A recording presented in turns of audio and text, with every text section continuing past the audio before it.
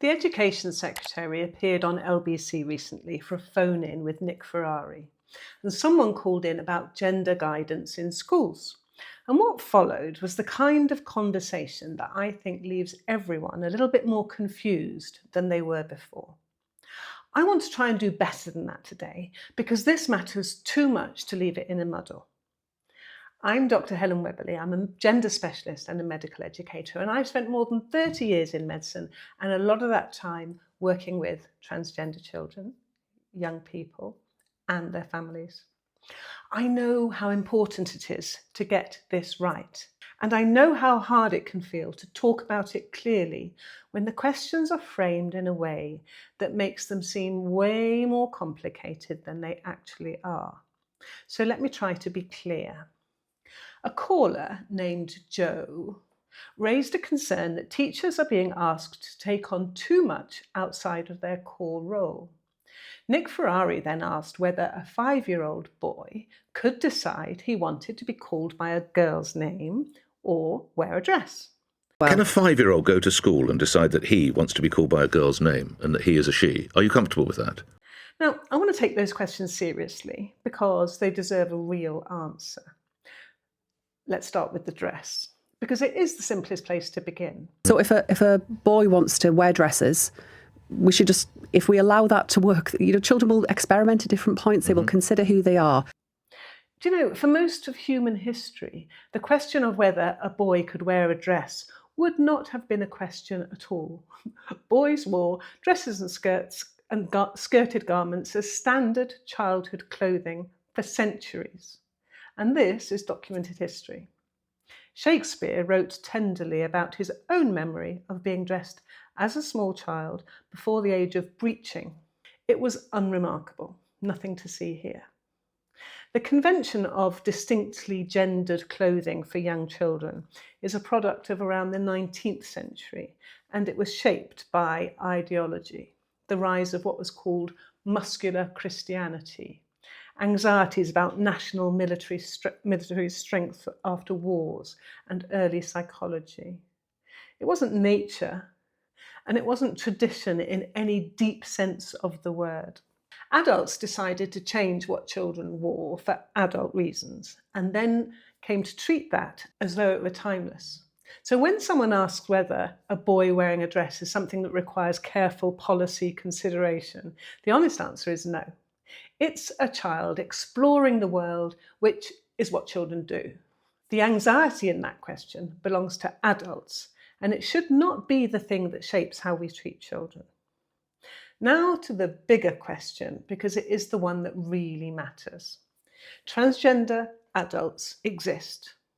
That is apparently not contested, and every single transgender adult was once a transgender child. And those two things together mean that transgender children exist, and they are sitting in our classrooms right now, in our primary schools, in our nurseries, in our secondary schools, just as they always have been.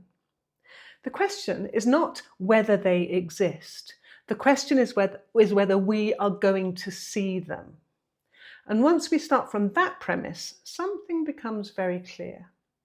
We do not need two separate frameworks, one for children who might be exploring their gender, and another for children who are already clearly transgender.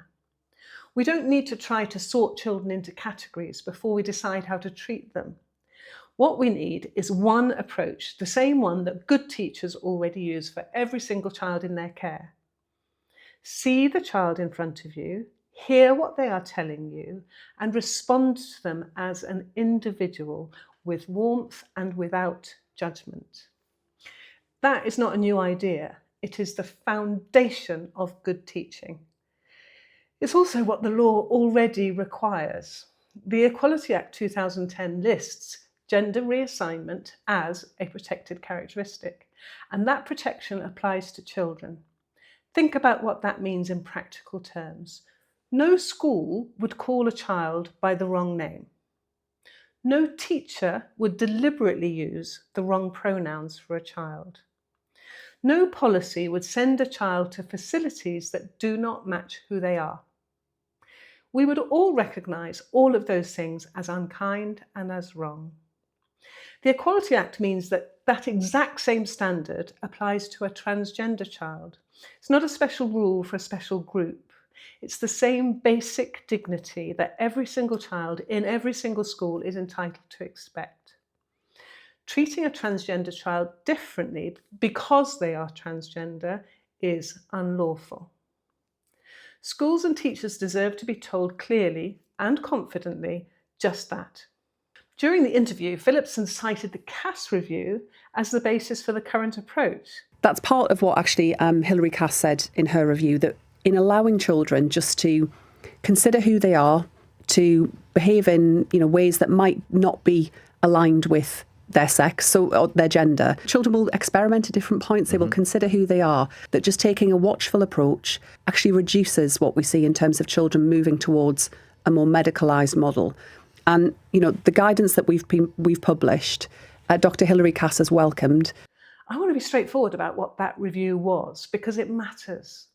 The Cass review was commissioned by NHS England to make recommendations about NHS healthcare services for children experiencing gender incongruence. That was its specific job. It was about clinical pathways and medical provision. It was never about what you wear in school. It was never about education. It was not commissioned to advise teachers or head teachers, and it was not designed to provide the framework for school guidance. Its own terms of reference made that clear. Dr. Cass herself has said she does not hold specialist expertise in gender medicine, and the review has attracted serious criticism from major medical associations internationally, including the British Medical Association.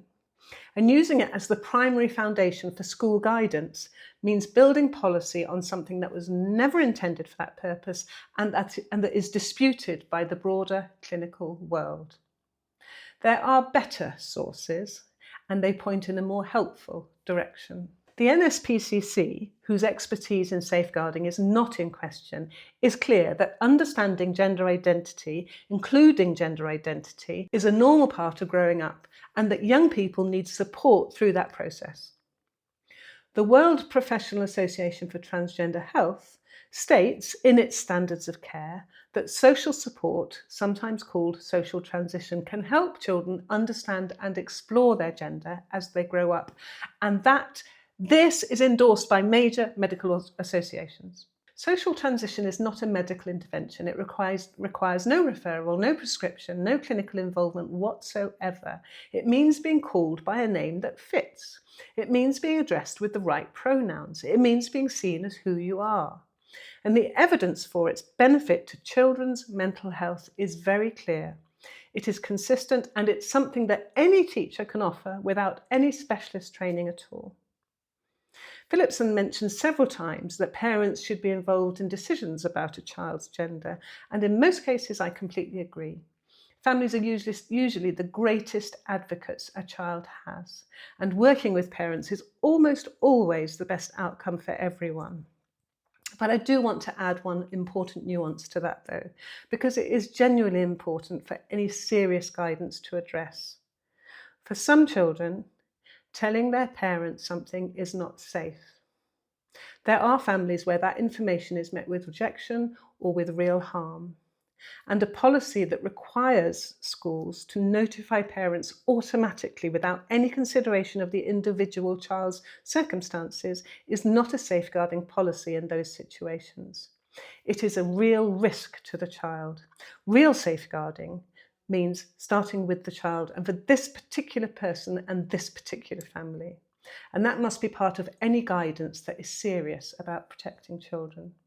I also want to say something about other parents, because their concerns deserve to be heard too. When a parent of a cisgender child has worries about what supporting a transgender child might mean for their own son or daughter, that parent can be listened to. Schools can talk with them. Practical arrangements can often be found, but what cannot happen is that a transgender child's dignity or safety is the thing that gets sacrificed in order to manage someone else's discomfort. The transgender child is also someone's child, and they are also in that school, and they also need to feel safe and welcome. Their rights, not negotiable. What teachers actually need from this guidance is not complicated. They need to know that when they listen to a child, use the name that that child has asked for and treat them with respect. They're doing the right thing. They need to know the law is on their side. They need to know they will not be criticised or penalised for treating every child equally. And guidance that creates doubt and uncertainty does not protect children. It leaves the most vulnerable children depending on the individual goodwill of the adults around them, rather than the consistent protection of clear, fair policy. Teachers deserve better than that, and so do the children that they care for. I've written an open letter to Bridget Phillipson. It's not a letter of complaint, it's an offer of expertise, of clarity, of collaboration. Because I actually believe she wants to do right by children, all children, and because I think the information she needs to do that is available, if she's willing to engage with it. The link to the letter is below, along with the Equality Act and the Keeping Children Safe guidance, the NSPCC briefing, and the WPATH standards of care.